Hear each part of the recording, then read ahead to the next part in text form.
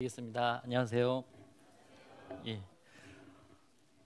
원래 이렇게 찬양을 잘하나요? 제가 감동을 했습니다. 저를 위해서 이렇게 준비해 준 건 아니죠. 예, 하나님께 영광을 돌리고 오늘 특별히 주일날 또 주의 말씀을 듣고자 이 자리에 오신 모든 분들이 그 은혜에 또 감사하며 영광 돌렸으면 좋겠습니다. 기도하고 시작하겠습니다. 우리를 사랑하신 거룩하신 우리 주 하나님 아버지 감사합니다.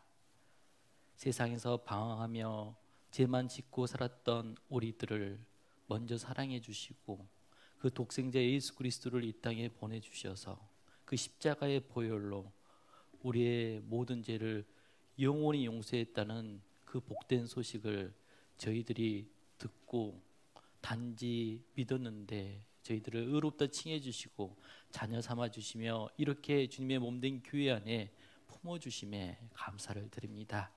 저희들 이제 주의 자녀로서 이 땅에서 빛과 소금의 역할을 할 수 있도록 교회에서 끊임없이 공급해 주시는 말씀과 교제로 저희들을 양육해 주시고 또 이뤄져 있는 영혼들에게 이 놀라운 복음을 전할 수 있도록 기회도 허락해 주심에 감사를 드립니다. 특별히 주의 자녀로서 이 땅에서 올바르게 살기 위해서 주님의 뜻이 무엇인지 분별할 수 있도록 주의 날에 주의 말씀을 듣고자 우리 광야 식구들 또 한자리에 불러주셨습니다. 이 자리에 참석한 우리 모든 광양교회 식구들 주님의 은혜와 평강이 각 가정마다 이루어질 수 있도록 주님께서 함께해 주시고 또 이뤄진 영혼들에게 복음 전하는 그 입술과 발걸음이 될 수 있도록 하나님이 축복해 주시고 이끌어 주시옵소서. 특별히 저희들 말씀을 통해서 주님의 선하시고 기뻐하시고 온전한 뜻이 무엇인지 또 분별할 수 있도록 이 시간 함께해 주시고 도와주시옵소서. 특별히 육신의 질병으로 인해서 참석하지 못한 지체들이 있다면 의원들의 손길을 통해서 하나님께서 함께해 주시고 또 치료해 주시며 함께 다시금 교제에 참여할 수 있도록 주님께서 은혜를 베풀어 주시옵소서. 또한 마음이 아파 나오지 못한 지체들이 있다면 그 마음 또한 위로해 주시고 붙잡아 주시고 이끌어 주시기를 간절히 바랍니다. 저희들 말씀을 배우고자 합니다. 이 시간 모든 분들이 하나님의 그 은혜의 말씀을 통해서 위로받고 힘을 얻을 수 있도록 주 성령께서 함께해 주시고 도와주시옵소서. 우리를 사랑하신 우리 주 예수님의 이름으로 기도합니다. 아멘. 성경 말씀 찾아보겠습니다. 이사야 50장입니다.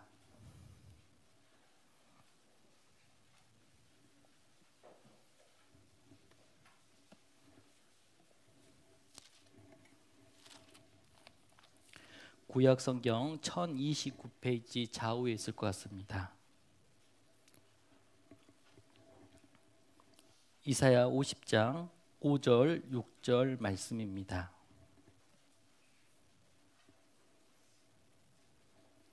구약 성경 페이지 수는 1029페이지 좌우에 있을 것 같습니다.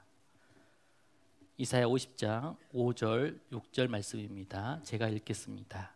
주 여호와께서 나의 길을 열으셨으므로 내가 거역지도 아니하며 뒤로 물러가지도 아니하며 나를 때리는 자들에게 내 등을 맡기며 나의 수염을 뽑는 자들에게 나의 뺨을 맡기며 수욕과 침뱉음을 피하려고 내 얼굴을 가리우지 아니하였느니라. 인사드리겠습니다. 안녕하세요. 저는 강주 수안교회에서 교제하고 있는 정종원 형제입니다. 수안교회가 좀 어색할 수가 있는데요. 예전에 강주 하남교회로 불렀다가 강주 수안교회로 이름을 2024년 9월 1일자로 바꿨습니다. 그래서 하남교회는 그래도 좀 들어보신 분도 계실 거라고 생각이 되어지는데요. 이름을 바꾼 이유가 여러 이유가 있었습니다. 저희가 저희 지역이 수안동이었기 때문에 이제 수안교회로 바꿔야겠다는 의견들이 많이 있었습니다. 그런데 또 교회 내쪽으로는 그 하남교회하고요, 그다음에 강주 하남교회가 두 군데가 있습니다. 그래서 장로교로서 하남교회가 있고요, 그리고 저희가 강주 하남교회로 있었는데 행사를 치르다 보면요 다 헷갈려서요. 저희 결혼식 때 다 하남교회로 가는 경우가 많이 있었습니다. 그래서 그리고 또 그 하남교회에서 행사를 치르는데 저희 교회로 또 많은 분들이 또 오신 분들도 많이 있어가지고 이름이 참 어렵다 그런 생각을 하다가 또 제가 이제 외부 주일 설교를 나가게 되면요 경기도 쪽에 가게 되면 항상 물어봅니다. 왜 물어보냐면 가까운데 왜 이렇게 빨리 오셨어요? 라고 토요일 전날에 왜 오셨냐고 물어보신 분들이 있습니다. 그러면 제가 저 밑에 전라도 광주에서 왔다 하면 그 광주에 무슨 하남이 있냐고 또 물어보신 분들이 있습니다. 그래서 교회 안에서 보면 강주 하남하고 또 경기도 하남교회도 있고 또 경기도 강주교회도 있고 너무 좀 많이 헷갈려서요. 교회 안에서도 정리를 좀 해야겠다 해서 성도님들도 수안교회로 바꾸는 것을 또 보내서 강주 수안교회로 2024년 9월 1일자로 바꿔졌습니다. 그래서 아직까지는 저도 어색합니다. 하다 보면 하남교회가 더 익숙해서요. 그렇게 나올 수 있을 것 같습니다. 저희 강주 하남 수안교회 소식을 잠시 전하면요. 저희 강주 수안교회는 2009년도에 4월 1일에 자립을 했습니다. 그리고 자립하고 난 다음에 2012년도에 건축을 해서 이제 입당식을 했고요. 그런 이유로 지금까지 복음을 전하고 있습니다. 교회당을 건축할 때 넓은 마음으로 크게 지어야 되는데 좀 그 당시에는 힘을 다해서 건축했지만 강당이 그렇게 크지 못했습니다. 500석 정도밖에 안 돼가지고 너무 인원들이 빨리 차는 바람에 저희들이 지금은 중축을 계획을 했었습니다. 그래서 약 200석 정도 더 넓히는 계획을 했는데 그것이 구청에서까지 허락이 되어서 2022년 1월자로 그 건축을 하려고 계획을 세웠습니다. 그때쯤 저희 교회당 옆에 부지에 땅이 나왔습니다.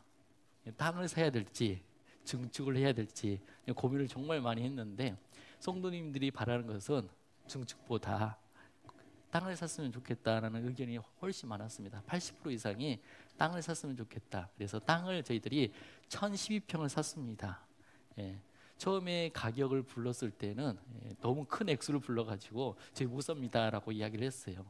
그러다가 조정이 되어서 56억 5천에 샀습니다. 저렴하게 산 거예요. 그래서 약 1000평 정도가 땅 부지를 샀고요. 저희가 증축하려고 땅을 그 전에도 샀던 여유 토지들이 있어가지고 저희들이 이제 땅값을 갚은 다음에 어느 정도 재정이 된다면 건축을 계획을 하고 있습니다. 본당을 지으려고 하고 있습니다. 그래서 저희 강주 수안교회를 위해서 기도해 주시면 감사하겠습니다. 저 개인적으로는 우리 광양교회를 2016년도에 이맘때쯤 왔더라고요. 그래서 벌써 제가 개인적으로도 시간 꽤 오래됐구나 그런 생각이 되어졌는데 이렇게 또 광양 식구들을 뵙게 되어서 너무나도 반갑습니다. 오늘 특별히 이사야 50장 말씀, 특별히 5절 6절 말씀을 통해서 우리가 주님의 원하시는 마음이 무슨 마음인지를 함께 교훈을 받았으면 좋겠습니다. 특별히 이사야 50장 5절 6절 말씀은 너무나도 유명한 말씀입니다. 특별히 이사야 성경은 성경의 축소판이라고 이야기를 합니다. 성경이 총 66권으로 구성되어 있는 것처럼요. 이사야 성경도 몇 장으로 구성되어 있을까요? 똑똑하시네요. 66장으로 구성이 되어 있습니다. 그리고 놀랍게도 그 이사야 성경은 두 파트로 명확하게 나눠져 있습니다. 1장부터 39장까지 내용과 40장부터 66장까지 내용으로 구분이 되어 있는데 특별히 40장에는요 복된 소식이 전해지는 내용으로 그 이사야 40장이 시작됩니다. 우리가 성경 40권에 해당된 것이 마태복음입니다. 그 마태복음은 그 예수님께서 왕으로 이 세상에 오셨다는 것을 증거해주고 있잖아요. 그리고 그 복음을 전하셨던 것처럼 이사야 40장부터 복음이 전해지는데 그 이사야 40장부터 기록된 성경 가운데 4편의 시편이 있습니다. 4편의 노래가 있습니다. 여호와의 종의 노래라는 그 종의 노래가 총 4편이 기록되어 있는데 그 중에 특별히 첫 번째 편이 이사야 42편 42장 1절로부터 9절까지로서 그 여호와의 종의 그 종이 어떠한 성품을 가지고 있으면 무슨 일을 할 건지를 하나님께서 보증한 내용이 기록이 되어 있다면, 이제 이사야 49장 1절로부터 13절까지는요 그 여호와의 종의 부르심, 즉 사명과 소명이 기록되어 있고 그 결과 고난과 영광을 받을 것을 이사야 49장 1절로부터 13절까지 기록이 되어 있습니다. 그리고 종의 세 번째, 네 번째는요, 세 번째는 우리가 지금 읽고 있는 본문 가운데 이사야 50장 4절부터 9절까지가 여호와의 종의 노래 세 번째에 해당합니다. 그 중에 한 부분을 제가 읽었습니다. 그리고 우리가 잘 알고 있는 이사야 52장 13절부터 53장 12절까지, 그 안에 우리가 항상 성경 강연회 때 들었던 것처럼 우리는 다 양 같아서 그릇 행하여 각기 제 길로 갔거늘 여호와께서는 우리 무리의 죄악을 그에게 담당시키셨도다. 그 이사야 그 말씀이 이사야 53장 6절 말씀도 그 여호와의 종의 노래 안에 들어있는 내용이라 할 수 있습니다. 그 이사야 여호와의 종의 노래 3편과 4편은 다름 아니라 놀랍게도 그 여호와의 종이 고난받고 그 고난 가운데 아픔을 겪고 우리 죄를 담당한 내용이 기록되어 있습니다. 오늘 본문에도 보면요 6절 말씀에 나를 때리는 자들에게 내 등을 맡기며 나의 수염을 뽑는 자들에게 나의 뺨을 맡기며 수욕과 침 뱉음을 피하려고 내 얼굴을 가리우지 아니하였느니라 라고 되어 있습니다. 이 모습은 예수님이 복음서에서 보면요 로마 군인들에 의해서 수치와 고난을 당하는 모습을 정확하게 묘사하고 있습니다. 그 예수님께서 그 수치를 당하는 모습들, 그 하나님이 인간의 모습으로 오셔서 우리의 죄를 담당하시고 그렇게 수치와 모욕을 당했던 그 예수님께서는요 그 십자가의 길을 어떻게 하셨습니까? 묵묵히 걸어가셨어요. 뒤로 물러서지 않고 걸어가셨다는 것이 5절에 나와 있습니다. 그래서 보면 주 여호와께서 나의 길을 열으셨으므로 내가 거역지도 아니하며, 함께 읽어보겠습니다. 뒤로 물러가지도 아니하며. 예. 그 십자가 앞에 예수님은 그 고난과 아픔과 슬픔 앞에 물러서지 않고 그 길을 걸어가셨다고 이야기하고 있습니다. 그래서 뒤로 물러가지 않는 모습을 보여주셨어요. 예수님이 왜 이런 모습을 보여주셨을까요? 첫째는 우리의 죄를 담당하시고 죄값을 치르시기 위해서 그 십자가에서 고난을 받으셨던 겁니다. 그리고 두 번째는 우리 역시 십자가의 길을 걸어갈 때 뒤로 물러서지 않기를 바라는 것이 주님의 마음이라고 생각이 되어집니다. 우리의 신앙생활은요 어쩌면 고난의 연속이라 할 수 있습니다. 어떤 분이 그러더라고요. 수요 말씀 때 우리는 다 그리스도인은 고시를 통과해야 된다고. 그 고시가 어떤 뜻인지 아시나요? 예, 고난과 시는 맞습니다. 예, 우리 구원받은 그리스도인은요 어린아이부터 시작해서 중고등부 그리고 우리 어르신들까지 누구든지 다 고난과 시련이 다 있을 수밖에 없습니다. 그 고난과 시련 앞에 우리는 어떤 모습을 취해야 될까요? 주님께서 그 십자가에서 그리고 로마 군인들에 의해서 모욕을 당했음에도 불구하고 뒤로 물러가지 않았던 것처럼 우리 신앙도 뒤로 물러서지 않는 것이 중요하다고 생각이 되어집니다. 그래서 오늘은요 물러나지 않는 신앙에 대해서 생각하면서 특별히 물러나지 않았던 신앙의 위인들에 대해서 잠시 생각해 보려고 합니다. 그리고 반대로 물러나는 그 모습이 보이는데 그 물러나기 전에 증상들이 있습니다. 우리 병이 들면 병에 대한 그 증상들이 나타나는 것처럼 물러나는 신앙의 증상들을 잠시 살펴보고, 그리고 세 번째는 물러나게 된 이유가 무엇인지, 그리고 결론적으로 어떻게 하면 물러나지 않을 수 있을까, 그거에 대해서 잠시 생각해 보려고 합니다. 특별히 물러나지 않는 모습은요 예수님뿐만 아니라 놀랍게도 많은 믿음의 선진들이 그런 모습을 가지고 있었습니다. 특별히 에레미야 선지자 아시나요? 에레미야 선지자가 활동할 때는 다름 아니라 남유다가 멸망 직전에 있었던 시기입니다. 즉 바벨론이라는 나라가 너무 강대해서 곧 이제 이스라엘을 남유다를 침략할 시기입니다. 그때 활동했던 선지자가 에레미야 선지자입니다. 그런데 에레미야 선지자의 메시지는 그 당시 유다 사람들에게는요 굉장히 거북한 내용들이었어요. 왜 거북했냐? 다름 아니라 우리는 바벨론에 의해서 멸망하게 됩니다. 그러니 바벨론 앞에 어떻게 해야 돼요? 항복해야 됩니다. 그것이 하나님의 뜻입니다라고 이야기를 했어요. 그런데 남유다 사람들은요 바벨론만큼 강한 나라가 있었습니다. 아래쪽에 남쪽에 누가 있어요? 애굽, 이집트라는 나라가 있어요. 그래서 이집트를 의지하고 싶은 마음이 있었던 겁니다. 그 메시지를 잘 곰곰이 생각해 보면요 에레미야 선지자는요 꼭 매국노 같은 메시지를 전해요. 우리 예전에 조선이 멸망하기 직전에 구한말 시대에 정말 외세의 침략이 많았잖아요. 그 외세의 침략이 많을 때 우리가 지정학적으로 청나라나 러시아나 또는 일본이나 또는 미국 같은 강대국들이 침략할 때였습니다. 그럴 때 그 메시지가요 우리가 일본에게 항복한 것이 하나님의 뜻입니다라고 전하면요 뭐라고 하겠습니까? 돌에 맞을 놈이라 하면서 아마 엄청나게 구박을 받았을 거라고 생각이 되어집니다. 에레미야 선지자가 그랬어요. 에레미야 선지자는요 그만큼 많은 고난을 받았습니다. 그리고 그 고난 앞에 자기의 고향 사람들조차도 에레미야 선지자를 죽이려고 했었습니다.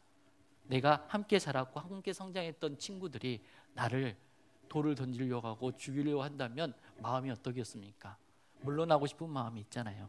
그럼에도 불구하고 에레미야 선지자는 물러나지 않았다고 말씀합니다. 우리 에레미야 17장 말씀 쳐다보겠습니다.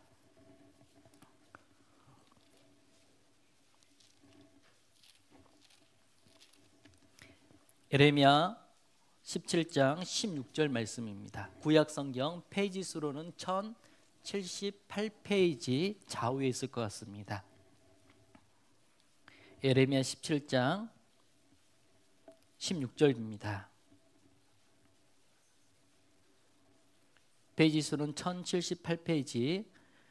나는 목자의 직분에서 물러가지 아니하고 주를 쫓아 싸우며 재앙의 날도 내가 원치 아니했음을 주께서 아시는 바라.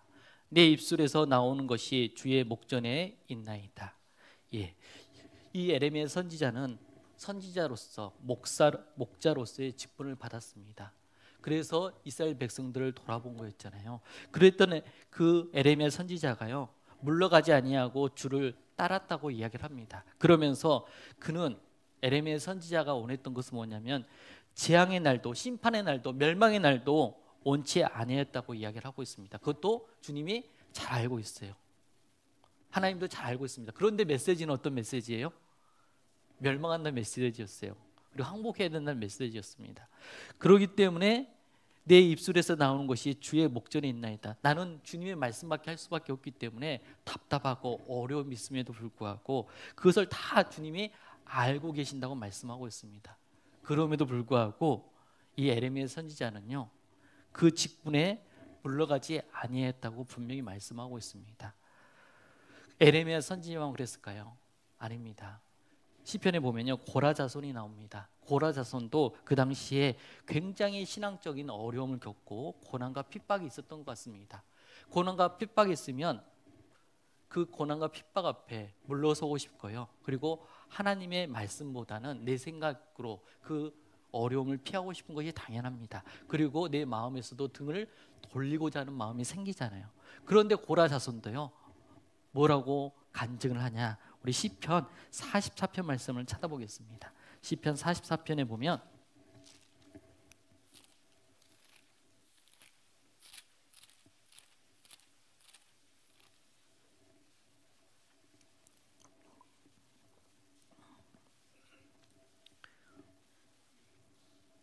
시편 44편 17절 18절 말씀입니다. 구약성경 834페이지 좌우에 있을 것 같습니다. 이 모든 일이 우리에게 임하였으나 우리가 주를 잊지 아니하며 주의 언약을 어기지 아니하였나이다. 우리 마음이 태축지 아니하고 우리 걸음도 주의 길을 떠나지 아니하였으나. 여기 보시면 17절에 보면 이 모든 일이 우리에게 임하였으나 이 모든 일이 다름 아니라 그 환난과 시련과 고난 핍박이었다고 이야기합니다. 신앙의 이유 때문에 그런 많은 일들을 겪게 되었어요. 그럼에도 불구하고 우리가 주를 잊지 아니하며 주의 언약을 어기지 아니하였나이다. 예. 그 많은 핍박과 어려움 속에서도 주님을 잊지 않았고요. 그리고 그 언약도 어기지 않았다. 하나님 말씀도 벗어나지 않았다고 얘기합니다. 그뿐만 아니라 근본적인 것은 마음부터가 중요하잖아요. 그래서 18절에 보면 우리 마음이 태축치 아니하고, 즉 마음이 하나님께로 등을 돌리지 아니했다라고 이야기합니다. 우리의 걸음도 주의 길을 떠나지 아니하였으나, 예, 그 마음과 발걸음이요 주님 앞에 떠나지 않았다고 이야기를 합니다. 그만큼 고난 앞에 물러서지 않는 모습이 잘 드러나고 있습니다. 주님이 그랬고요. 에레미야 선지자도 그랬고, 그리고 고라 자손도 그랬습니다. 신약 성경에 보면 사도 바울이라는 인물이 잘 알고 있잖아요. 사도 바울은요, 놀랍게도 1차 선교, 2차 선교, 3차 선교를 마치고 이제 예루살렘에 올라갈 차례입니다. 심령에서 뭐라고 하냐면 그 예루살렘에 가는 데 있어서 결박과 환란이 있다는 것을 알고 있습니다. 그럼에도 불구하고 에레미야 선지자는요, 예루살렘에 올라갔어요. 올라가면서 무슨 말씀을 했습니까? 나의 달려갈 길과 주 예수께 받은 사명 곧 하나님의 은혜의 복음 증거하는 일을 마치려 하면은 나의 생을 조금 더 귀한 것으로 여기지 아니하노라고 고백을 했어요. 그 고난 앞에, 핍박과 환난 앞에 물러서지 않는 그 사도 바울의 모습을 우리는 발견할 수가 있습니다. 정리해 보면 정말 우리는 고난과 핍박 앞에, 그리고 어려움 앞에 내 삶에 무거운 짐들이 있을 때 뒤로 물러서고 싶은 마음이 생길 때가 있습니다. 그럼에도 불구하고 믿음의 선진들은 그 믿음의 길을, 그리고 그 마음이 등을 돌리지 않고 정말 말씀을 순종하며 걸어갔다는 것을 우리는 발견할 수가 있습니다. 그 모습을 보면서 동시에 반대의 모습도 안타깝게도 성경에 기록이 되어 있습니다. 이 히브리서를 잘 읽어보면요, 히브리서를 받는 그 대상이 누구냐면 유대인들이었습니다. 그 유대인들, 그 중에 구원받은 유대인들 뿐만 아니라 구원에 가까운 유대인들이 굉장히 많았습니다. 그런데 그들 앞에 핍박과 고난이 있고 어려움이 생기니 어떤 마음이 생기겠습니까? 뒤로 물러나고 싶은 마음이 생긴 거예요. 그런데 그 물러나지 말라라고 기록한 성경이 어떤 성경이겠습니까? 히브리서예요. 그래서 히브리서를 잘 읽어보면 그 물러나지 말 것을 당부하고 있습니다. 우리 히브리서 10장 말씀 찾아보겠습니다.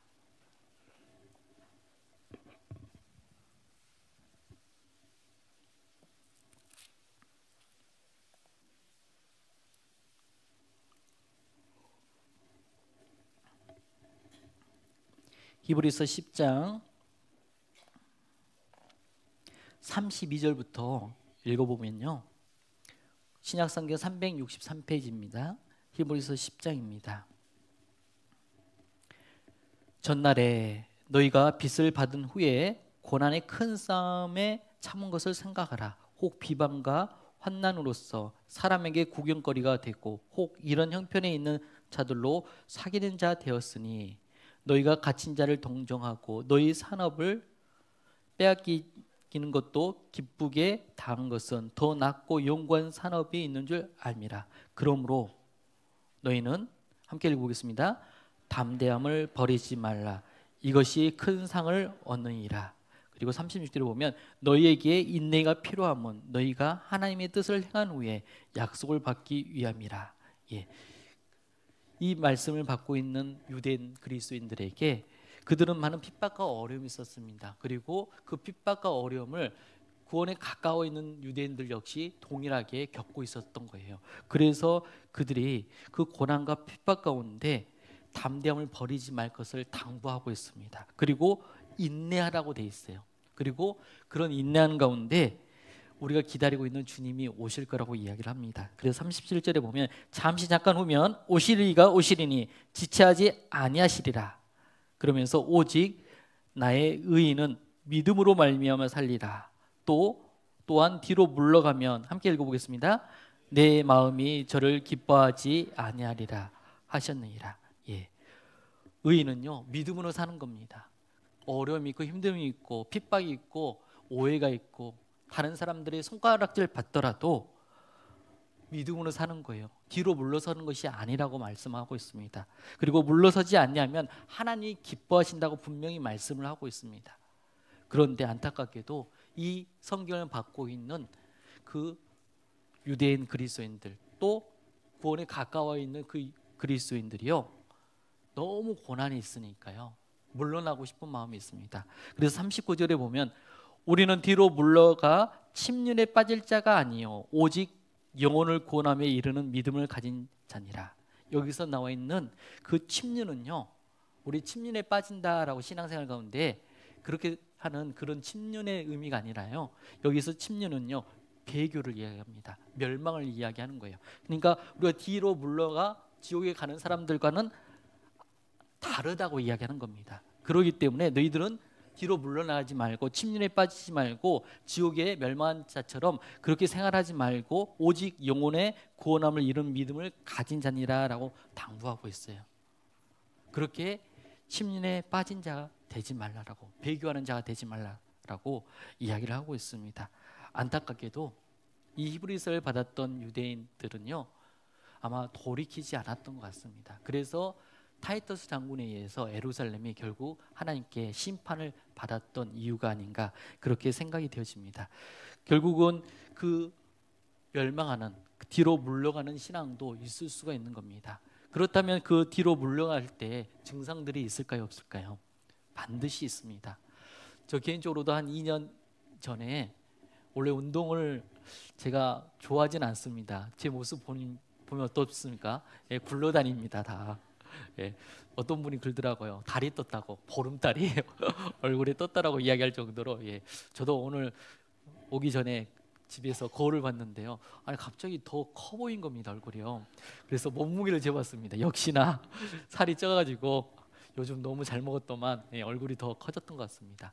근데 제가 이렇게 운동도 싫어하고 이제 호흡하는 것으로 제일 좋아하는 사람이긴 하는데요, 그런데 무슨 일인지 모르지만 오른쪽 무릎이 안 좋더라고요. 아이고, 내가 운동도 안 하는 사람인데 왜 오른쪽 무릎이 안 좋을까? 그렇게 해서 이제 병원을 갔습니다. 붓기도 하고요. 걸음도 불편하고요. 그런데 그래서 그 엑스레이를 찍어서는 안 나와서요, MRI를 찍었습니다. 제가 분명히 불편하고 몸이 안 좋은데 그 증상들이 나타나는데 MRI 찍어보니까요, 오른쪽 연골이 찢어져 있었답니다. 보통 이제 연골이 찢어진 이유가 무엇이냐면, 검색해 보니까 운동을 격하게 해가지고 찢어진다고 이야기를 하는데, 저는 격한 운동을 싫어하거든요. 예, 호흡하는 걸 제일 좋아하니까. 그런데 왜 찢어졌을까? 아무튼 그 이유는 잘 모르겠습니다. 그런데 아무튼 병이 있으니까요, 증상들이 나타나더라고요. 아프고요, 활동하기도 힘들고, 이제 양반 자세로 이렇게 구역 모임이나 그렇게 갔다 오면요 굉장히 힘들었습니다. 그래서 점점 붓고, 그리고 고름도 차고, 그래서 안 되겠다, 병원 가봐야겠다. 그래서 가서 진찰을 해보니까 증상이 있으니까 결국은 시술을 받았습니다. 그래서 그 구멍을 뚫어가지고 시술을 받았습니다. 그래서 다듬은 수술을 했습니다. 꼬매면 6개월 1년 간다고 해가지고 그러면 안 됩니다. 저 할 일이 많다고. 그래서 이제 다듬은 수술로 간단하게 해서 이제 생활을 하고 있고, 그 다음에 그 이후로부터 지금도 이제 활동을 하는 데는 지장이 없는데요, 과격한 운동을 원래 안 하는데 하지 말라고 하더라고요. 그래서 지금도 안 하고 있습니다. 그런데 아무튼 그렇게 병이 있으면 증상들이 나타나는 것처럼요, 신앙에 퇴보하는 모습, 그 물러나는 신앙을 가지고 있는 분들은 당연히 증상들이 있다라고 할 수 있어요. 그 첫 번째 증상이 뭐냐면, 하나님의 마음을 슬프게 하는 특징들이 나타납니다. 왜 하나님의 마음을 슬프게 할까요? 여기 보시면 38절에 보면요, 물러가면, 38절 중반부에 보면요, 또한 뒤로 물러가면 내 마음이 저를 기뻐하지 아니하리라 하셨느니라. 하나님 마음이 기뻐하지 않습니다. 우리는 삶 자체가 하나님을 기쁘게 하는 삶의 목표를 가지고 살아야 됩니다. 에녹이 그랬잖아요. 에녹이 하나님과 300년간 동행했습니다. 그리고 하나님을 기쁘시게 하는 자라는 증거를 히브리서에서 얻었습니다. 예수님 역시도요, 그의 기뻐하시는 일을 행함으로 하나님께서 혼자 두지 않았다고 분명히 말씀을 하고 있습니다. 그리고 사도 바울 역시도요, 우리가 거하든지 떠나든지 주를 기쁘시게 하는 자 되기를 힘쓰노라라고 말씀하고 있어요. 우리의 신앙은요, 다름 아니라 누굴 기쁘게 하는 삶을 살아야 됩니까? 하나님을 기쁘게 하는 삶을 살아야 됩니다. 문제는 무엇이냐면, 정상적인 신앙생활하고 전진하는 신앙생활 하면요, 당연히 하나님을 기쁘시게 하는 삶을 살게 됩니다. 그런데 신앙이 퇴보하기 시작하면요, 하나님을 기쁘시게 하는 삶을 살기보다는요, 누굴 기쁘게 하는 삶을 사냐? 내 자신, 나를 위한 삶으로 바꿔지게 됩니다. 즉, 하나님 중심에서 누구 중심으로요? 내 중심으로요. 내 개인의 중심으로 삶이 바꿔지게 됩니다. 그러면요, 나타나는 모습들이 있어요. 자꾸 반복해서요, 그렇게 나 중심으로 살게 되면요, 넘어가요. 뭘 넘어가냐? 말씀을 넘어갑니다. 하나님 말씀은 이렇게 라고 분명히 말씀했는데, 그 말씀대로 살면 하나님이 기뻐하시는데, 안타깝게도 하나님 중심이 아니라 내 중심으로 살기 시작하면 이제는 내 생각이 더 커가잖아요. 그러니까 말씀을 넘어서는 경우가 있습니다. 그때부터 문제가 생기기 시작한 거예요. 자연 이치를 살펴보면요, 자연은 놀랍습니다. 왜냐하면 그렇게 올 여름 무더웠잖아요. 뜨거웠잖아요. 더웠습니다. 그런데 가을이 찾아오니까 바람이 바꿔지고요. 참 오늘은 가을의 절정인 것 같습니다. 너무나도 좋잖아요. 이렇게 좋은 가을을 맞이했습니다. 계절이 시간이 지나면 바꿔지는 것처럼요. 또 파도가 치더라도요, 그 파도가 땅까지 넘어오지 못하고 딱 모래 앞에서 멈춰버리는 것처럼요, 자연 만물들은요, 시기가 되면요, 다 거기서 멈춰버립니다. 변화되고요. 그런데 안타깝게도 우리는요, 여기까지 멈추라고 해도 멈추지 않는 경우가 있어요. 내 중심으로 신앙생활을 하게 되면요, 결국 죄를 짓게 되고 불순종하게 된다고 분명히 말씀하고 있습니다. 그 교회가 어디였냐면 고린도 교회였어요. 고린도 교회를 잘 살펴보면요, 고린도 교회 가장 문제가 많은 교회라고 했잖아요. 그런데 왜 문제가 많았냐? 하나님 중심, 예수님 중심의 신앙이 아니라 나 중심의 신앙이었어요. 그래서 나는이라는 단어가 굉장히 많습니다. 우리 고린도서 1장에 보면요, 나는 누구파, 나는 누구에게, 나는 누구에게, 왜 나가 나올까요? 계속요. 자기 중심적이기 때문에 그런 겁니다. 그렇기 때문에 결국 하나님 말씀을 어떻게 할까요? 넘어가게 되는 겁니다. 우리 고린도 전서 말씀 한번 찾아보겠습니다.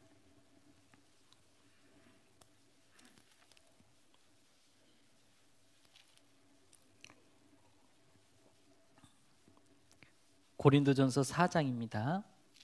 4장 6절.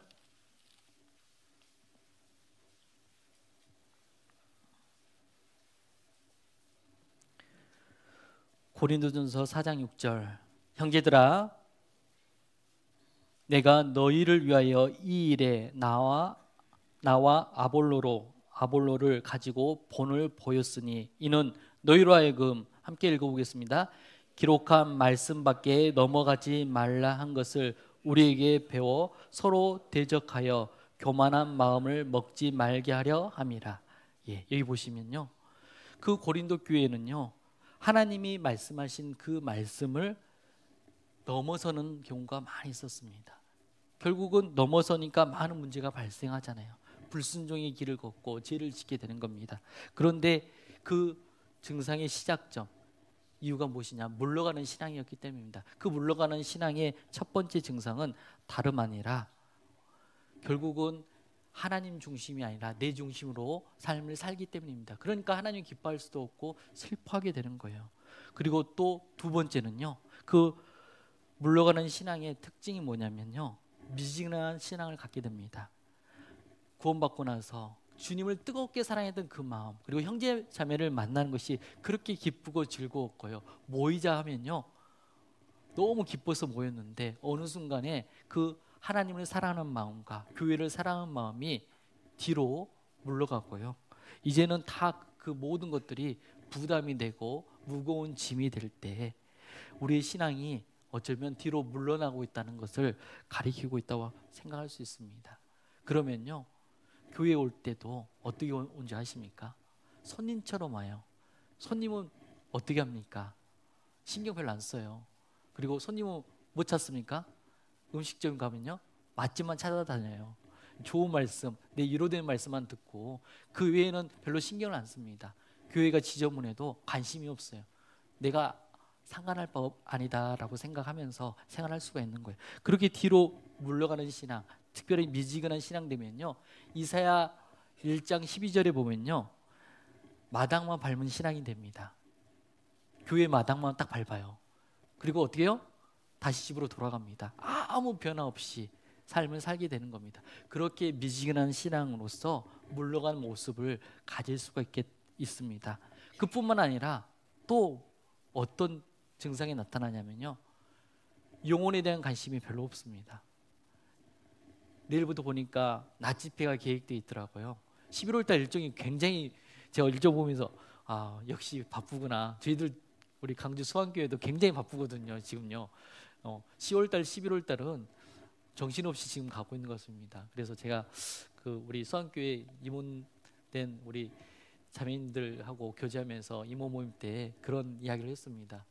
하계수양회가 엊그제 같은데 저희가 하계수양회 때 주차 수송 봉사를 했었거든요. 주차 수송 만만치 않더라고요. 봉사가요. 너무 정신없이 했는데 주차 수송을 하고 눈 떠보니까 벌써 11월 초 됐다 그렇게 이야기를 했거든요. 시간이 너무 급히 간 것 같습니다. 교회 안에서 그만큼 많은 일정을 하고 있어요. 그리고 우리 광양교회도 내일부터 낮 집회가 있고 교구 집회가 또 있고 청년 집회가 있고, 뭐 교회학교 중고등부는 수련회도 있고, 그렇죠? 그렇게 일정들이 굉장히 많습니다. 그런데 그 일정 안에는요, 대부분 영혼을 건지는 일들을 가지고 있어요. 낮 집회가 있고요. 그 다음에 청년의 집회가 있고 교구 집회가 있지 않습니까? 그러면 그 집회 때 집회를 하게 되면요, 관심을 가져야 되죠. 먼저는 내가 그곳에 참여해야겠다는 마음과 함께 어떻게 하면 한 영혼이라도 데려와야겠다는 마음을 가져야 되는데, 우리 신앙 가운데서 그 신앙이 뒤로 물러나기 시작하면요, 가장 관심 가져야 될 그 영혼에 대한 관심을 잃게 되는 겁니다. 내가 죽지 않고 살아서 여호와의 행사를 선포하리로라고 말씀하잖아요. 우리는 여호와의 행사를 선포해야 되는데 그 일을 해야 되는데 그 일을 잊어버리게 됩니다. 신앙이 뒤로 물러가게 되면요, 그런 특징들이 나타나는 거예요. 그리고 그 네 번째 특징은요, 다름 아니라 타협된 신앙을 하게 됩니다. 그 타협된 신앙을 하게 되면 그때부터 힘이 빠지게 돼요. 우리가 세상과 구별되고 세상에 대항해서 담대히 살 때는요, 하나님이 무엇을 주실까요? 신앙이 힘을 주십니다. 담대히 걸어갈 수 있도록요. 그런데 타협된 신앙을 하기 시작하게 되면요, 점점 신앙의 힘이 빠지는 것이 나타나게 돼요. 우리 욥기 말씀 찾아보겠습니다. 욥기 17장 말씀입니다.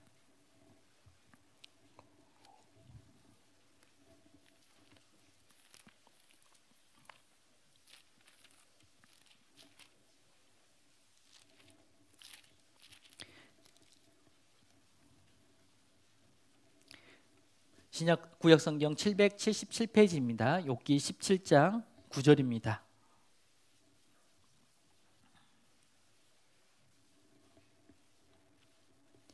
그러므로 의인은 그 길을 독실히 행하고 손이 깨끗한 자는, 함께 읽어보겠습니다. 점점 힘을 얻느니라. 의인은 그 길을 묵묵히 걸어갑니다. 그리고 또 삶 가운데서 거룩한 삶을 살게 되고 구별된 삶을 살게 되면 신앙의 힘을 얻어서요, 더 담대히 걸어갈 수가 있어요.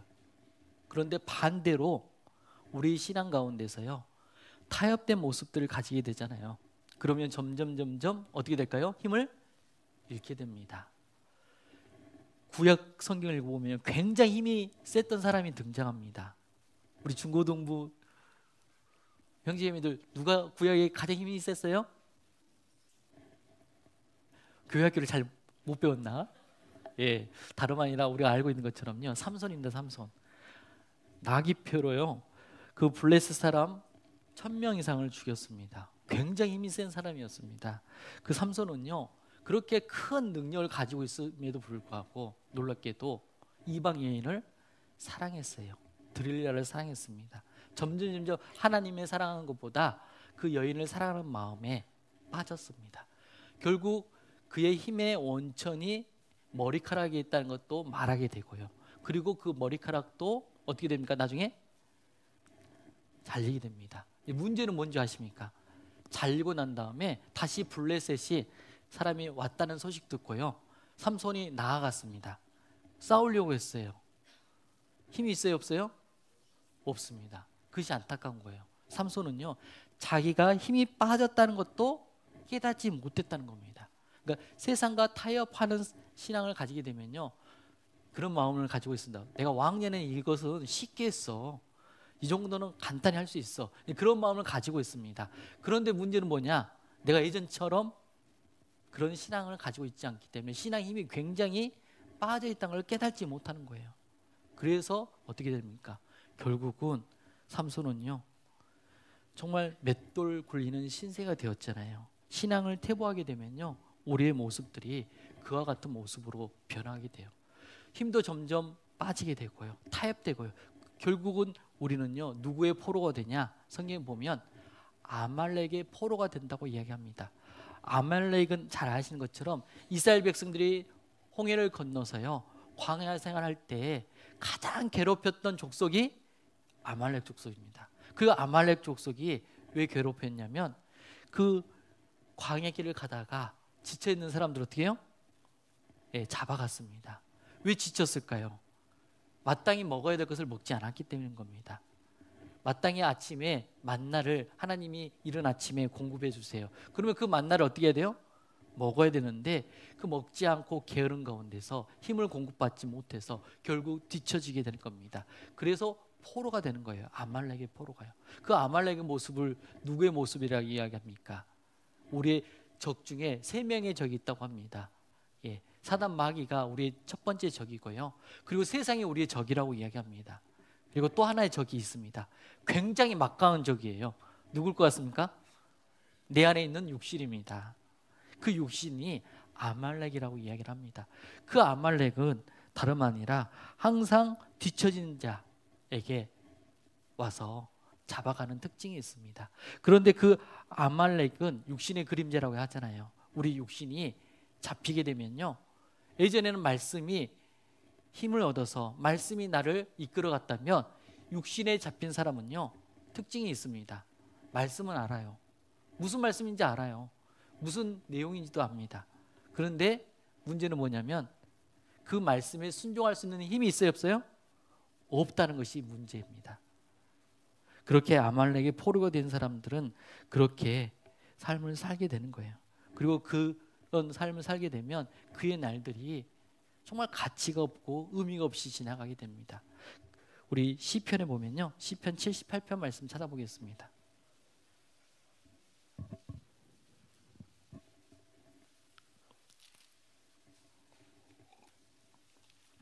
시편 78편 말씀입니다.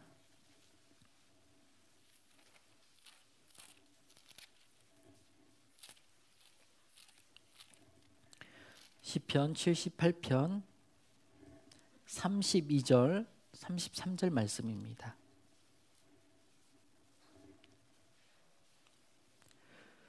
그럴지라도 저희가 오히려 범죄하여 그의 기사를 믿지 아니하였으므로 하나님이 저희 날을 헛되게 보내게 하시며 저희 해를 두렵게 지내게 하셨도다. 그들이 이스라엘 백성들이 광야 생활 가운데서요, 하나님 앞에 합당치 못한 모습으로, 믿지 못한 모습으로 생활할 때 하나님이 저희 날을 헛되게 보냈다라고 말씀합니다. 그리고 저희 해를, 이 해가 뭐냐면 생애를 이야기합니다. 그의 생애가, 그들의 생애가요, 그 두렵게 보내게 되었다라고 이야기를 하고 있어요. 저희 날과 저희 생애를요, 정말 헛되게 보내고 두렵게 지내게 되는 겁니다. 그렇게 해서 놀랍게도 그의 물러나는 신앙의 모습들은 정말 아무것도 남지 않는 모습으로 삶을 살게 되는 겁니다. 생각해 보면요, 퇴보하게 되면 증상들이 있다고 했잖아요. 그 증상들이 첫 번째는 자기 중심의 신앙생활입니다. 하나님을 슬프게 하는 모습으로 살아요. 그리고 미지근한 시간과 함께 그리고 영혼에 관심이 없게 되고요, 동시에 세상과 타협하게 되고 영적인 힘은 사라지면서 육신의 포로가 되어서 육신의 뜻대로만 살고 있는 그런 모습이 뒤로 물러가는 신앙을 가지고 있는 사람들의 특징들, 증상들이라 할 수 있습니다. 그렇다면 좀 더 생각해 보면 왜 그렇게 뒤로 물러가는 신앙을 갖게 되었을까? 그 이유는요, 다름 아니라 뒤를 돌아봐서 그래요. 뭘 봐서요? 뒤를 돌아봐서. 구약 성경에 뒤를 돌아봤다가 소동 기둥이 되었던 인물이 있습니다. 누굽니까? 롯의 아내입니다. 소돔성이 멸망합니다 라고 하나님께서 아브라함에게 가르쳐 줬어요. 그리고 또 동시에 천사가 그 소돔성에 들어가서 누굴 건져냅니까? 그 롯의 가족들을 건져내요. 이제 문제는 무엇이냐면 롯의 아내가요, 뒤를 돌아봤던 거예요. 왜 돌아봤을까요? 두고 온 것이 너무 많았던 것 같아요. 예, 안타까워가지고 그리워서 뒤를 돌아봤던 것 같습니다. 그 뒤를 돌아보는 것은 다름 아니라 무엇을 이야기하냐? 세상을 이야기합니다. 우리가 세상을 두고 있는 것이 많잖아요. 그것이 너무 좋아서 돌아보게 되는 겁니다. 그러면 어떻게 될까요? 우리 신앙이 물러서게 됩니다. 그 짐승들 중에 여우라는 짐승이 있습니다. 여시라기도 하고요. 아무튼 여우라는 짐승이 있습니다. 여우가 굉장히 빠르고 똑똑하잖아요. 절대로 사냥꾼에 잡힐 수 없는 짐승이라고 이야기합니다. 그런데 잡혀요. 왜 잡힌지 아십니까? 열심히 도망가다가요, 뒤를 돌아봐요. 그것을 사냥꾼이 압니다. 그래서 돌아볼 때 어떻게 해요? 탁 쏴버리는 겁니다. 우리도 마찬가지입니다. 우리가요, 세상 살다가 이 땅에 살면서도 우리는 하늘을 쳐다보고 하늘에 소망을 두고 살아야 되는데, 문제는 뭐냐면 뒤를 돌아보게 되면요, 우리도 어떻게 될까요? 죽게 돼요. 여우처럼요. 뒤를 돌아보면 안 됩니다. 사람은요, 바라보는 곳에 가게 되어 있습니다. 롯이 그랬어요. 성경 보면요, 바라보는 곳에 사람은 가게 되어 있어요. 여러분 어떻습니까? 내가 좋아하는 거 있으면 계속 보고 있으면 어느 날 내 옆에 있는 걸 발견할 때 없습니까? 혹시? 너무 좋은 곳이 있어요. 계속 보고 있으면 어느 순간에요, 내가 구매해가지고 내가 옆에다 딱 두고 있는 것을 발견하게 됩니다. 바라보게 되면요, 예, 가지게 돼 있어요. 그것처럼요, 사람이요, 무엇을 바라보느냐에 따라 달라요. 소돔과 왜 롯이 소돔성을 바라보게 되었을까요? 소돔성에 가게 되었을까요? 처음부터 간 것이 아니었습니다. 소돔성에 갔던 이유가 무엇이냐면 다름 아니라 그 아브라함과 헤어진 다음에 선택할 때 선택을 먼저 아브라함이 선택할 수 있는데 선택권을 롯에게 돌려줬어요. 그리고 롯은요, 딱 보니까 요단들이 너무 좋은 거예요. 그리고 요단들이 뭐가 같았다고 했냐면 애국과 같았다라고 이야기를 하고 있어요. 애국에서 좋은 것을 맛봤거든요, 롯이요. 그래서 결국은 그 바라본 곳으로 가다가 어디까지 간 겁니까? 소돔성까지 가게 된 거예요. 그래서요, 사람은 바라보는 곳으로 가게 되어 있습니다. 우리 그 구원받은 그리스도인들이요, 세상을 바라보게 되잖아요. 그러면 나중에 보면요, 세상으로 가 있습니다. 우리는 분명히 알아야 됩니다. 우리가 바라봐야 될 것은 이 세상이 아니라 하늘을 바라보고 소망을 두고 살아가는 것이 마땅합니다. 문제는 무엇이냐? 우리가 그래도 여전히 이 땅에 살고 있다는 겁니다. 그렇죠? 그래서 그것이 힘든 거예요. 그런데 놀랍게도 하나님은 분명히 말씀하고 있습니다. 세상을 사랑하지 말라라고요. 우리 요한일서 2장 말씀 찾아보겠습니다. 요한일서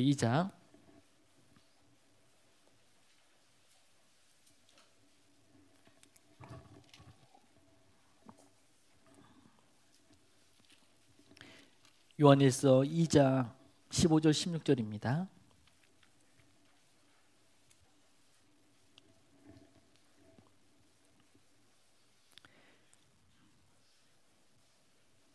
(15절) 16절은 같은 한 목소리 읽어보겠습니다. 이 세상이나 세상에 있는 것들을 사랑치 말라. 누구든지 세상을 사랑하면 아버지의 사랑이 그 속에 있지 아니하니 이는 세상에 있는 모든 것이 육신의 정욕과 안목의 정욕과 이생의 자랑이니 다 아버지께로 쫓아온 것이 아니요 세상으로 쫓아온 것이라. 예, 여기 보시면 세상을 사랑하면 아버지의 사랑이 그 속에 있지 아니하니라고 되어 있습니다. 그리고 이는 세상에 있는 모든 것이 육신의 정욕과 안목의 정욕과 이생의 사랑이니 다 아버지께로 쫓아온 것이 아니요 세상으로부터 온 것이라고 분명히 말씀합니다. 이 육신의 정욕은 무엇입니까? 안목의 정욕이 무엇입니까? 그리고 이생의 사랑이 무엇일까요? 예, 육신의 정욕은요, 놀랍게도 우리가 알고 있는 것도 이성입니다. 청년 때에는 이것이 굉장히 많이 유혹으로 오게 됩니다. 그리고 동시에 이제 안목의 정욕이에요. 그 안목의 정욕, 예, 그 안목의 정욕은요, 결혼하고 나면 뭐가 필요합니까? 뭐니 해도 뭐가 필요해요? 예, 돈이 필요하죠. 그래서 그 돈에 대해서 관심을 갖게 됩니다. 그리고 그 돈을 쫓아서 생활하게 돼요. 그리고 또 직장 생활하게 되면요, 명예라는 것을 얻고 싶어서 열심히 그 직분을 생활합니다. 그러면서 이생의 자랑, 즉 돈, 명예, 이성이 세상으로부터 오고 있는 겁니다. 그리고 우리는 세상에 살고 있기 때문에 끊임없이 이 유혹을 받고 있는 것이 사실입니다. 그런데 그 유혹에서 넘어가게 되면 많은 문제가 발생해요. 그래서 성경에 보면요, 15절에 보면요, 놀랍게도 이렇게 말씀합니다. 이 세상이나 세상에 있는 것들을 사랑치 말라라고 이야기하면서 그 다음에 무슨 말씀하고 있습니까? 누구든지입니다. 누구든지. 이것은 어린아이부터 시작해서 어른까지, 노년까지 다 가질 수 있는 것들입니다. 직분의 생각해 보면요, 사도의 직분부터 시작해서 제자로서 또 주의 일꾼으로서 했던 분부터 시작해서 이제 막 구원받은 지 얼마 되지 않는 분까지 다 포함되는 거예요. 누구든지 다 넘어질 수 있고 그 유혹에 빠질 수가 있던 겁니다. 우리는 잘 알고 있지 않습니까? 사도 바울과 함께 수고하고 고생했던 많은 그 일꾼들이 있는 가운데 데마라는 사람은요, 세상을 사랑해서 어디로 갔다고 합니까? 데살로니가 갔다고 얘기합니다. 그렇게 앞장서서 일했던 일꾼들도요, 사랑해서요, 세상을 사랑해서 가게 되는 것이 맞잖아요. 누구든지 다 넘어질 수가 있는 겁니다. 그런데 곰곰이 생각하면 우리를 왜 세상에 더 놓고 세상을 사랑하지 말라고 했을까? 너무하지 않나? 그런 생각이 들 때가 있습니다. 저도 무척 그런 생각을 많이 했어요. 아, 우리가 구원해주고 그냥 바로 데려가면 그런 고민 안 할 건데 우리를 그냥 이 땅에 다 놓고 그리고 또 사랑도 하지 말라고 하니까 얼마나 답답해요. 그런데 잘 생각해 보면요, 우리가 사랑해야 될 대상은 누굴까요? 나를 위해서 죽어주신 분을 우리는 어떻게 해야 돼요? 사랑해야 됩니다. 근데 돈이 나를 위해서 죽어줬습니까? 명예가 나를 위해서 죽어줬나요? 이성이 나를 위해서 죽어줬나요? 아니잖아요. 그러니까 사랑하지 말라는 것이 맞는 것 같아요. 돈이, 명예가, 그리고 이성이 우리를요, 대신 죽어주지 않았습니다. 동시에 또 대신 심판 받을 뿐만 아니라 그 심판을 피해 준 것도 아니잖아요. 그러니까 우리는요, 사랑해야 될 것은 누굽니까? 예수님을 사랑하고 하나님을 사랑한 겁니다. 그리고 하나님께서요, 이 땅을요, 우리에게 준 것이 아니잖아요. 우리가 이 땅에서 살 수 있는 시간이 얼마나 되겠습니까? 많이 살아봤자 100년 안팎입니다. 제가 어렸을 때 게임 중에 땅 따먹기를 많이 했어요. 기억나시나요? 땅 따먹기 열심히 합니다. 학교 갔다 와가지고 오후 시간 내내 친구들과 땅 따먹기 해요. 그러면 이제 시간이 어느 정도 저녁쯤 되면요, 누가 부르나요? 엄마가 불러요. 야, 밥 먹어라 하면서 불러요. 그러면 어떻게 해요? 그 땅 따먹기 다 가져가요? 놔두고 가요? 다 놔두고 갑니다. 마찬가지인 것 같아요. 보니까요, 우리는 사는 곳이 어디입니까? 영혼이 사는 곳이 천국입니다. 그 천국에서 영혼이 사는 건데 이 땅에 그렇게 미련을 둘 필요가 있을까? 그런 생각이 되어져요. 그래서 이 세상을 사랑하지 말라고 하는 이유가 분명히 있는 것 같습니다. 그래서요, 우리는 정말 신앙이 퇴보한 이유가 무엇이냐면 뒤를 돌아봐서예요. 세상을 다시 바라봤기 때문에 그럽니다. 그러면 반드시 증상들이 나타나게 돼요. 예, 나 중심으로 생활하게 되고요. 그리고 영혼에 관심 없게 되고요. 미지근한 신앙이 되고 신앙에 힘이 빠지게 되고요. 그런 증상들이 나타납니다. 그 원인은 첫 번째가 다름 아니라 뒤를 돌아봐서예요. 세상을 바라봤기 때문에 그럽니다. 그리고 두 번째는요, 신앙이 퇴보한 이유가 무엇이냐? 신앙생활 가운데 실패할 때 우리가 낙담하게 되고 그리고 동시에 물러나게 되는 겁니다. 실패의 케이스는 정말 많이 있습니다. 내가 정말 기대하고 바랬던 것들이 있잖아요. 어쩌면 우리 구원받은 그리스도인이 가장 바란 것이 무엇입니까? 가족들이 아직 구원받지 못한 가족들이 있다면 그 가족들에게 복음을 전하고 그 영혼이 구원받기를 간절히 바라잖아요. 그런데 그 간절히 바란 것이 당장 이루어지지 않으면 마음속에 갈등이 생기고 낙담이 됩니다. 우리 이스라엘 역사 가운데요, 북이스라엘 가운데 가장 악한 왕이 아합 왕입니다. 그 아합 왕이 왜 악하냐면요, 모든 근간을 흔들어 버렸던 사람입니다. 하나님을 섬기는 신앙 가운데 있어야 되는데 바알신을 가져왔던 사람이 누굽니까? 그의 아내 이세벨이었거든요. 이세벨의 본 고향이, 그 바알의 본 고향이 이세벨이 태어났던 곳입니다. 그곳에서 그 바알신을 가져왔습니다. 그것뿐만 아니라 그 아합 왕이요, 토지 근간을 흔들어 버렸어요. 원래 이스라엘 사람들은요, 땅을요, 조상의 때부터 계속 물려받은 땅을 계속 농사 지으면서 생활해야 됩니다. 그런데 좋은 포도나무 밭이 있었어요. 가지고 싶었습니다. 아합 왕이요. 그거 가져가면 돼요, 안 돼요? 조상부터 물려받은 거잖아요. 하나님부터 물려받았던 겁니다. 그러니까 절대로 가져가면 안 되는 거예요. 그런데 그걸 뺏었어요. 그렇게 아합 왕이 큰 죄를 범했어요. 그리고 많은 사람들이 하나님 떠났을 때 혜성처럼 등장했던 선지자가 있습니다. 엘리야 선지자예요. 그 엘리야 선지자가요, 혜성처럼 등장해서요, 경고했습니다. 수년 동안 비가 내리지 않을 거라고. 그리고 실제로 비가 내리지 않았습니다. 그래서 무슨 일이 있었습니까? 엄청난 어려움이 있었어요. 그리고 갑자기 또 엘리야 선지자 등장해서요, 이 아합 왕이 그 엘리야 선지자를 잡아 죽이려 했어요. 그때 엘리야 선지자가 싸워보자고, 누가 참신인지 알아보자고, 그래서 그 갈멜산에서 전투가 있었습니다. 다름 아니라 그 바알을 섬기는 신과 하나님을 섬기는 그 엘리야 선지자가 싸움을 했는데 누가 승리했습니까?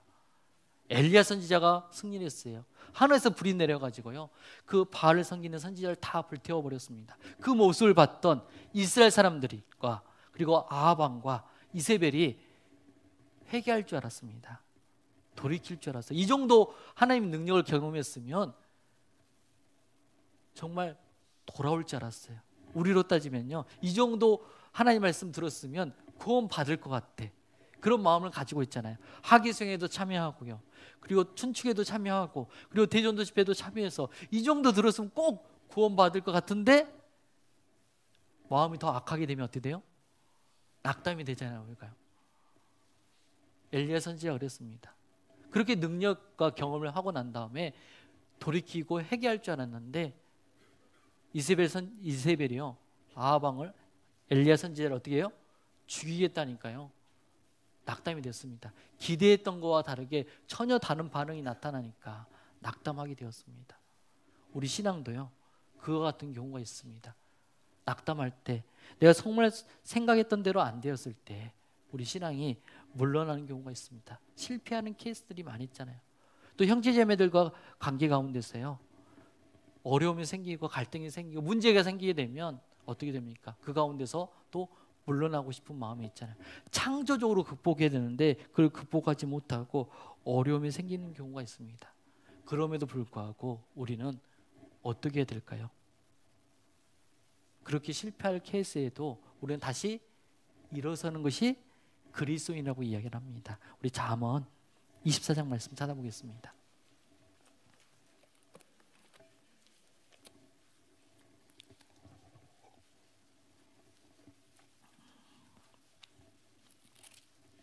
잠언 24장 16절입니다.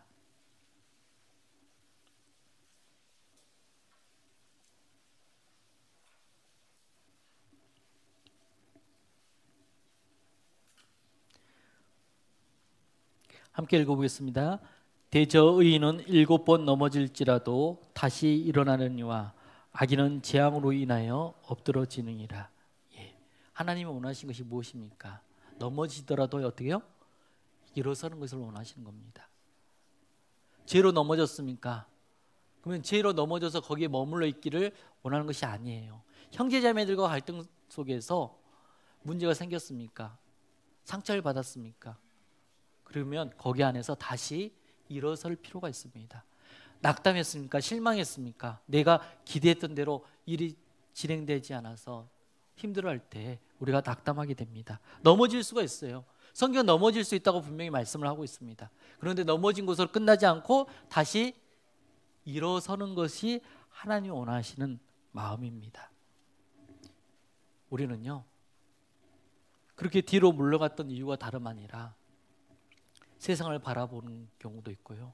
또는 신앙 가운데서 실패하고 낙담하는 가운데 우리가 뒤로 물러나는 경우가 있습니다. 또 다른 원인이 있는데 그 원인은 뭐냐면요, 다름 아니라 편하고자 하는 마음입니다. 우리 잠언 찾았으니까 1장 말씀 한번 찾아보겠습니다. 1장 32절입니다. 잠언 1장 32절.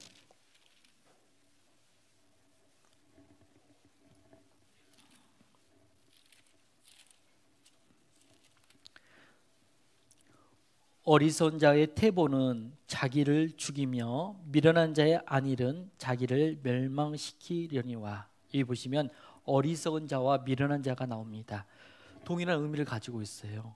어리석은 자의 태보는 자기를 죽이며 미련한 자의 안일은 자기를 멸망시키려니와. 예, 여기 있으면 태보와 동일한 의미로 무엇을 이야기하고 있습니까? 안일을 이야기하고 있습니다.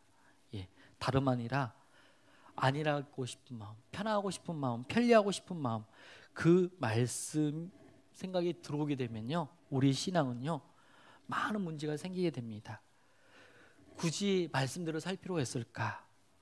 굳이 믿음 지켜가면서 살 필요가 있을까? 굳이 복음을 전하면서 힘들게 살 필요가 있을까? 아니, 그런 마음들, 그것은 무슨 마음이냐면 편하고 싶은 마음이 있는 거예요. 그 편하고 싶은 마음 때문에 문제가 생기는 경우가 있습니다. 특별히 이제 연말에 다가올수록요, 어떤 생각이 들까요? 아, 내년에는 좀 쉬고 싶다, 그런 마음이 올라오죠. 예, 너무 바빴어 올해. 그래, 쉬어야 됩니다. 그런데 성경에서는요, 예수님께서 뭐라고 한지 아십니까? 제자들에게 쉬라고 했습니다. 근데 그 앞에 단어가 있어요. 잠깐이요. 뭐라고요? 잠깐입니다. 잠깐 쉬라고 했어요. 근데 우리는요, 예수님도 쉬라 했으니까 쉬고 싶습니다. 그런데 잠깐이에요. 근데 성경을 잘 읽어보면 마가복음에 예수님이 복음 전하고, 제자들이 복음 전한 다음에 돌아와서 그 복음 전하는 그 보고를 쭉 합니다. 하루 종일 보고를 하는 거예요. 그 보고를 마치고 난 다음에 어떻게 합니까? 건너가는 겁니다. 배를 타고 건너가는데 그때도 사람들이 굉장히 많이 왔어요. 그때 예수님이 그 말씀한 거예요. 잠깐 쉬라고요. 그런데 도착하니까 사람들이 또 있어요, 없어요? 있었어요. 쉬었을까요, 안 쉬었을까요? 쉬긴 했어요. 배 타고 가면서. 이게 잠깐인 거예요, 잠깐. 연말이 되면요, 전화 오신 분이 굉장히 많습니다. 올해 제가 너무 힘들어가지고 또 몸이 안 좋아가지고 여러 이유 때문에 물러나고 싶어 하신 분들이 있어요. 근데 진짜 어쩔 수 없이 봉사를 못 하신 분도 있을 수 있습니다. 그런데 마음속에 한편에 내 육신이 좀 편하고자 하는 마음을 가지고 있지 않는지를 생각해 볼 필요가 있어요. 이 육신은요, 쉬고 나면요 더 쉬고 싶은 마음이 있어요, 없어요? 있는 것이 사실입니다. 성경에 보면 그 구원받은 그리스도인을 등불로 이야기하고 있습니다. 등불은 어디에다 둬야 돼요? 등경 위에 둬야 됩니다. 그런데 놀랍게도 그 등불이 속에 넣으면 안 된다고 돼 있어요. 은 어디냐면 다름 아니라 죄 가운데 살고 있으면 빛이 날까요, 안 날까요? 안 납니다. 그래서 속에 넣지 말라고 당부를 하고 있습니다. 그리고 또 어디에 넣지 말라고 되냐면 그릇 또는 말 아래에 두지 말라고 돼 있어요. 그 말이 무엇입니까? 한 대, 두 대, 세 대, 그 대예요. 우리 곡식을 담은 10대가 한 말입니다. 즉 먹고 사는데 너무 빠져가지고 살지 말라고 이야기하는 거예요. 우리가 먹고 사는 데 있어서 너무 빠지게 되면요, 그 빛과 소금의 역할, 등불의 역할을 하지 못한다고 분명히 말씀하고 있습니다. 그리고 또 세 번째, 어디에 두지 말라고 돼 있냐면요, 평상 아래. 어디 아래요? 예, 평상은 침대입니다. 침대. 여러분 언제 침대에 누워요? 자기 전에만 누운 겁니다. 그런데 그 침대는 우리에게 편리함을 주죠. 그리고 안락함을 주고 휴식을 취하게 됩니다. 그런데 그것이 그 평상 아래에 두게 된다는 것이 무엇이냐면, 그 편안함을 추구하다 보면요, 우리 신앙이 어느 순간에 물러나는 신앙이 되어버립니다. 성경은 분명히 우리에게 이야기를 하고 있습니다. 예, 그 침상에, 그 평상 아래 두지 말라고 되어 있어요. 신앙생활 가운데 우리는요, 끊임없이 전진해야 되는데, 전진하지 않고 조금 쉬고 싶다는 마음, 편리하게 살고 싶다는 마음이 어느 순간 들어오게 되면요, 그 시간이 굉장히 오래 가버립니다. 우리 구약에 보면 가장 얍삽한 사람이 야곱이라고 이야기합니다. 야곱이라는 인물 자체는요, 굉장히 자기께 밝은 사람이에요. 그래서 형을 속여서 장제 축복을 받았던 사람도 야곱입니다. 그리고 어쩔 수 없이 죽음을 피해서 삼촌집 라반에 갔습니다. 그리고 라반에 가보니까 자기보다 한 수 위인 사람을 만나게 됐어요. 삼촌이 한 수 더 위예요. 그래서 어떻게 합니까? 야곱을 종 삼아서 몇 년 동안 부려요? 20년 동안 부립니다. 그리고 20년 동안 부렸는데 놀랍게도 하나님의 은혜로 많은 재산을 가지고 나올 수가 있게 되었어요. 그리고 나올 때 가장 두려워했던 것은 누굽니까? 자기 형 에서를 만나는 것이 가장 두려웠어요. 돌아가고 싶은데 돌아가지 못했던 것이 에서 때문에 그랬습니다. 그런데 그 에서를 만나기 전에 야복강에서요, 다 보내고 난 다음에 버티다 씨름을 했습니다. 천사랑. 근데 호세아 성경 보면 그 천사가 하나님이라고 되어 있거든요. 그리고 그 하나님과 겨루어서 이겼습니다. 그래서 이름을 바꿔줬어요. 야곱에서 무엇으로요? 이스라엘로 바꿔줬습니다. 그리고 그 이스라엘이 바뀐 그는요, 드디어 하나님 말씀에 굴복하면서 삶을 살게 됩니다. 그리고 그 에서와의 관계도 잘 해결되었습니다. 그런데 문제는 무엇이냐? 이제 바로 베델로 올라가야 되는데, 안타깝게도 에서가요, 너무 피곤하니까 어디에서 머물게 되냐면요, 세겜에서 머물게 됩니다. 그 세겜에서 머무는 시간이 놀랍게도 10년이 넘게 가버렸어요. 잠시 쉬어야겠다고 생각했는데 10년의 시간이 흘러버렸습니다. 그리고 그 세겜에서 무슨 일이 생겼냐? 세겜에 있다가 숙고됐다가 세겜에 이동한 다음에 그 10년이 지난 다음에 그 세겜 족속의 사람들에게, 그 세겜 지역에서 디나가, 그의 딸 디나가 강간당하는 사건을 당하게 됩니다. 그리고 그 결과 레이와 시몬이요, 뿔이 나가지고 그 세겜 사람 족속을 다 죽여버려요. 그것도 속여서 다 포경 수술하고 난 다음에 다 남자들을 다 죽이는 사건이 나옵니다. 어쩔 수 없이 이제는 어디로 가야 돼요? 베델로 올라갈 수밖에 없는 사건이 됐습니다. 하나님이 흔들어 깨워버렸거든요. 그 편안함을 추구했던 그 야곱에게 그 안타까운 그 사건들이 발생하고 그 환경들이 더 이상 있을 수 없는 환경으로 만들어주니까요, 어떻게 된 겁니까? 올라가게 되었습니다. 우리 신앙 가운데 혹여 편리하고 싶은 마음, 편하고자 하는 마음, 내 마음속에 어느 순간에 들어오게 되면요, 내 신앙이 물러나는 신앙을 갖게 됩니다. 그뿐만 아니라 또 성경에 보면요, 다윗이라는 인물이 왕이 된 다음에 정말 내가 왕이 된 것은 다름 아니라 하나님의 은혜라고 생각했습니다. 그리고 왕이 된 이후로 가장 먼저 했던 것이 무엇이냐면 하나님의 법궤를 예루살렘에 가져온 거였어요. 근데 그 법궤를 가져올 때 문제가 생겼습니다. 무슨 문제가 생겼습니까? 그 법궤를 가져오다가 우사라는 사람이 그 법궤를 만졌어요. 근데 왜 만졌습니까? 수레에 싫다가요.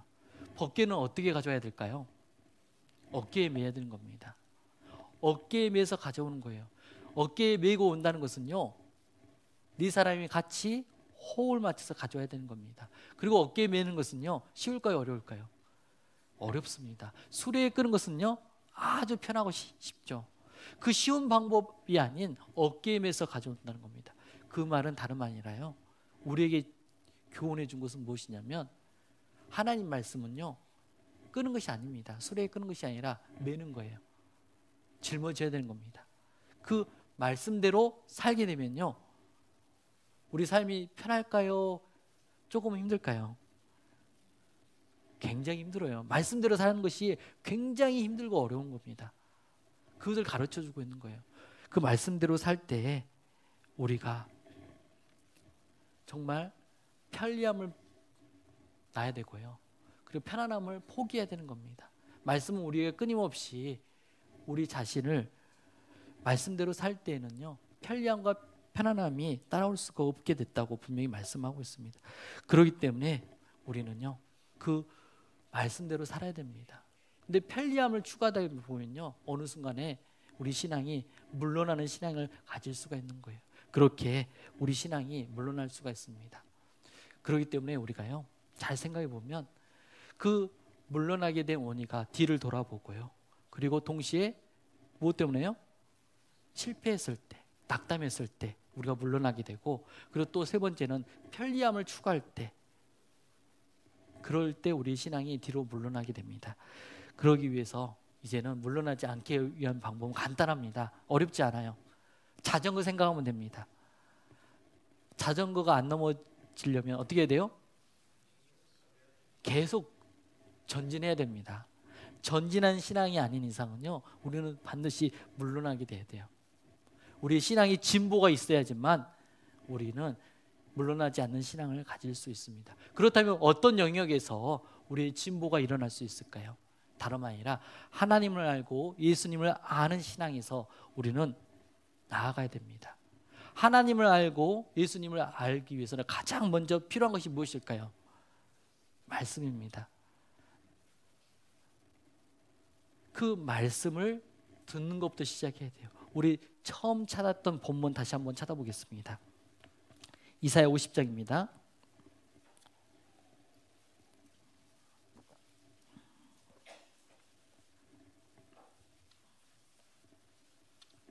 이사야 50장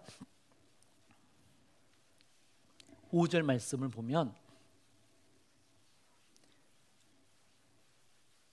구약성경 1029페이지입니다. 이사야 50장 5절. 주 여호와께서 나의 귀를 열으셨으므로 내가 거역지도 아니하며 뒤로 물러가지도 아니하며. 물러나지 않았던 이유가 무엇입니까? 주 여호와께서 나의 귀를 열으셨으므로 내가 거역지도 아니했다고 되어 있습니다. 귀를 열어주셨어요. 무엇을 열어줬을까요? 하나님 말씀을 들을 수 있도록 열어주셨습니다. 말씀을 들었습니다. 그리고 그 말씀대로 어떻게 했어요? 순종했습니다. 그랬을 때 우리는 체험적으로 하나님을 더 알 수밖에 없습니다. 로마서 6장은요 어떤 내용이 기록되어 있냐면 침례의 내용이 기록되어 있습니다. 침례의 의미가 무엇입니까? 물속에 들어갈 때 나는 죽었다는 뜻입니다. 그리고 물속에서 다시 나올 때는 이제 살았다. 예수님이 부활하셨던 것처럼 우리도 새 생명을 얻었다는 겁니다. 내 육신은 죽었습니다. 죄도 함께 죽었습니다. 그리고 이제는 어떤 삶을 살아야 돼요? 주님을 위해서는 삶을 살아야 된다. 그 내용이 침례의 의미예요. 그 내용은요 우리가 신앙생활을 좀 하게 되면요 다 머리로는 어떻게 해요? 압니다. 문제는 뭐냐? 머리로 아는 것으로 끝나지 않고 내 신앙생활에서 체험으로 아는 것은요 또 다른 문제예요. 체험을 아는 것은 무엇입니까? 그것은 다름 아니라요 체험으로 아는 것은요 내가 그 말씀대로 순종했을 때 그것이 나의 체험이 되는 거예요. 순종하는 것이 무엇입니까? 우리는 원래 구원받기 전에, 그래서 로마서 6장에 보면요 우리는 원래 불의의 병기였습니다. 죄 짓는 도구로 쓰임을 받았어요. 그런 몸이요 이제는 어떻게 됩니까? 죽었다가 다시 살아났잖아요. 그럼 누구 용도로 써야 돼요? 이제 의의 병기로 하나님께 쓰임을 받아야 되는 겁니다. 그리고 하나님께 드려야 되는 거예요. 그 의의 병기로 드리는 것이 무엇입니까? 다름 아니라 교회 안에서 열심히 봉사하는 거예요.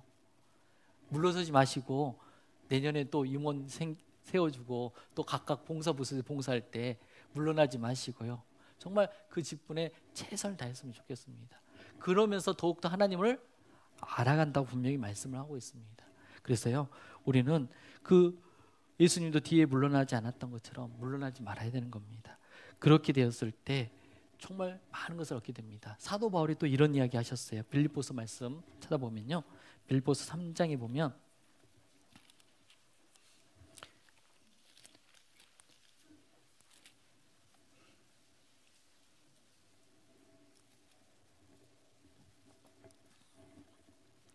빌립보서 3장 8절 말씀입니다. 하나님을 알기 위해서 우리가 또 버려야 될 것이 있다고 이야기합니다. 또한 모든 것을 해로 여김은 빌립보서 3장 8절입니다. 내 주 그리스도 예수 아는 지식이 가장 고상함을 인함이라. 내가 그를 위하여 모든 것을 잃어버리고, 함께 읽어보겠습니다. 배설물로 여김은 그리스도를 얻고. 사도 바울만큼 세상적으로 유명했던 사람이 없습니다. 세상적으로 부족함이 없는 사람입니다. 배움으로서는 최고의 학문을 배웠던 사람입니다. 그랬던 그가 그리스도를 얻기 위해서요, 모든 것들을 뭘로 여겼다고요? 배설물이요. 식사 시간 곧 다가오는데 죄송합니다. 변으로 봤다는 겁니다. 똥으로 봤다는 거예요. 버릴 것을 버려야지만 무엇을 얻을 수 있습니까? 그리스도를 얻고 하나님을 알게 되는 거예요. 그만큼 우리 신앙이 진보가 되기 위해서는요, 말씀을 가까이 하고 그 말씀대로 순종하고 말씀대로 체험하는 가운데 정말 버려야 될 것을 버렸을 때 우리 신앙의 진보가 이루어지는 겁니다. 그래서 하나님을 아는 영역에서도 진보가 이루어졌으면 좋겠고요. 그리고 또 동시에 전도하는 데서도 진보가 이루어졌으면 좋겠습니다. 빌립보서 찾았는데 1장을 보면요, 1장 12절에 이런 말씀이 있습니다. 1장 12절에 보면, 형제들아 나의 당한 일이 도리어, 함께 읽어보겠습니다. 복음의 진보가 된 줄을 너희가 알기를 원하노라. 이 말씀을 들을 때마다 당황스럽습니다. 이 말씀은 사도 바울이 어디에 있을 때 기록한 말씀이냐면 제1차 가택연금을 받았을 때입니다. 그러니까 감옥이긴 하는데요, 가택연금입니다. 자기가 돈을 지불해서 지금 가택연금 된 상태예요. 가택연금이니까 그래도 좀 활동할 만하겠네요. 그렇게 생각하면 안 됩니다. 이때는요, 놀랍게도 가택연금인데 자기 돈 내고 지금 생활하고 있습니다. 세를 주고 살고 있습니다. 그런데 시대 사람들이 와 있어요. 그 시대 사람들은 어떤 사람이냐면 로마 황제의 친족들입니다. 그 시대 사람들이 와가지고 이제 사도 바울과 함께 있는 건데 얼마큼 함께 있는지 아십니까? 쇠사슬을 묶어요.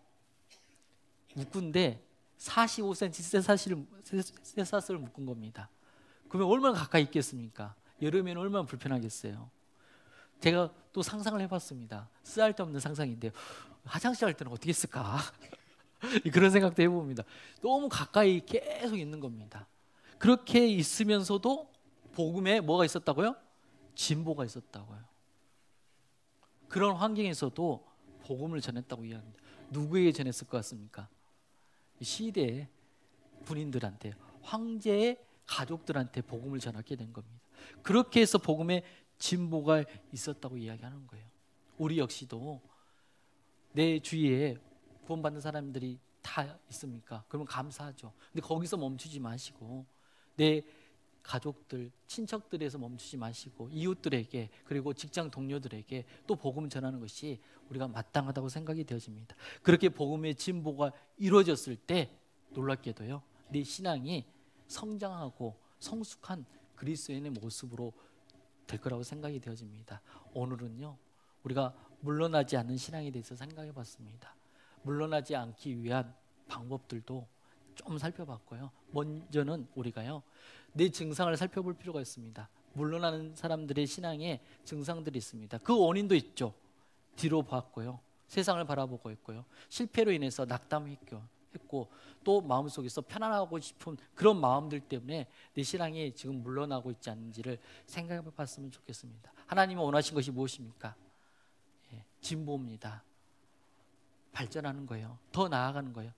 올해보다 내년이 더 많은 봉사를 하시고요. 더 많이 수고해 주시고 더 많이 함께 해 주셨으면 좋겠다 생각이 되어집니다. 그랬을 때 신앙에 진보가 있을 거라고 생각이 되어집니다. 기도하고 마치겠습니다. 하나님 감사합니다. 오늘 주의 말씀이 선포되고 주의 말씀을 통해서 물러나지 않는 신앙이 되기를 간절히 바랍니다. 우리 광양교회 식구들 한 분 한 분들이 정말 주님을 붙잡고 주님을 체험적으로 더 알아가고 그 가운데 신앙의 진보가 일어나는 그 신앙을 가질 수 있도록 주님께서 도와주시옵소서.